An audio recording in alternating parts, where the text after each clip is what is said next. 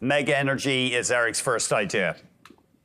So it makes my highest conviction name. What I like is I'm getting 35 years of stay flat inventory for less than 3 times cash flow.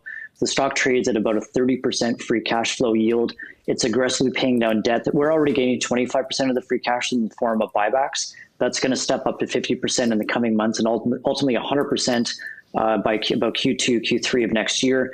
Between now and the end of next year, we think they could buy back 42% of their shares outstanding, and that's what they've told the world that they're going to be doing. So if you fast forward the power of buybacks, I know the prior caller that said, I want dividends, that's great. By 2024, at the current share price, they could pay a 45% dividend for the next 30 plus years. And so I think you have to be patient, allow these guys to buy back, drive that re-rating. We see a fair multiple given the asset tenure and free cash flow of about 6 times. That's about a $41 potential share price, and that's about 120% upside potential from here if we're correct on $100 oil going up for the next couple of years. Baytex Energy.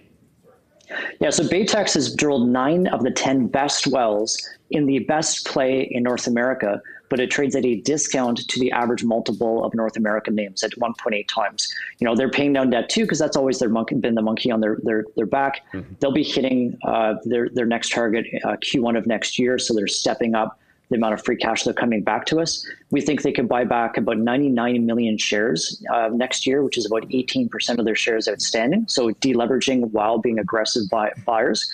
They're drilling wells that are paying out in a month. Like, it's just spectacular.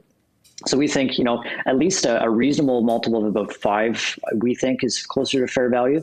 That's about a $19.50 share price, which is, potential about 197% upside from here if we're right at $100 oil for next year. So it's such an inefficient market where you can pay an average multiple or less than average for the best wells in the best play in all of North America. So there's so much money, I think, to be made by just rolling up your sleeves and being a little hungrier and working a little bit harder than your peers. Where is there a crucial play, Eric?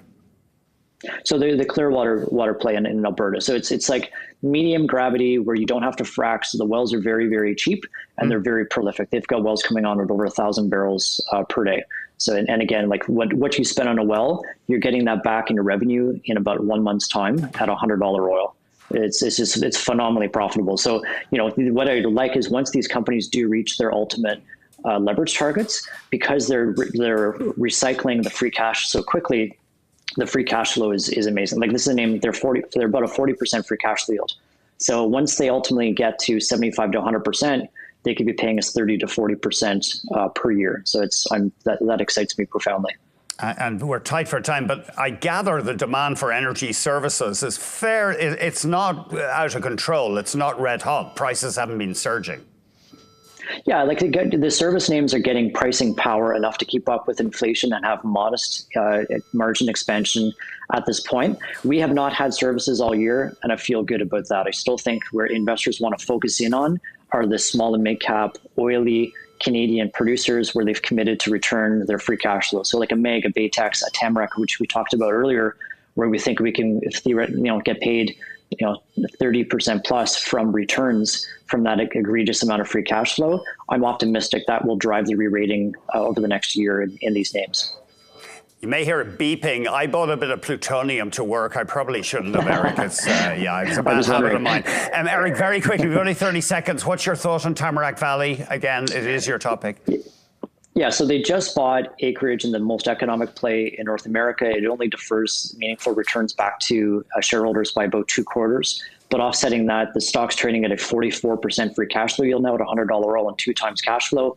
I think they can buy back 12% of their stock over the next year, pay us a 4% dividend, which eventually, once people realize how economic these Clearwater wells are, it's a big, big focus of my fund, their biggest holdings. They could drive a re-rating to $11.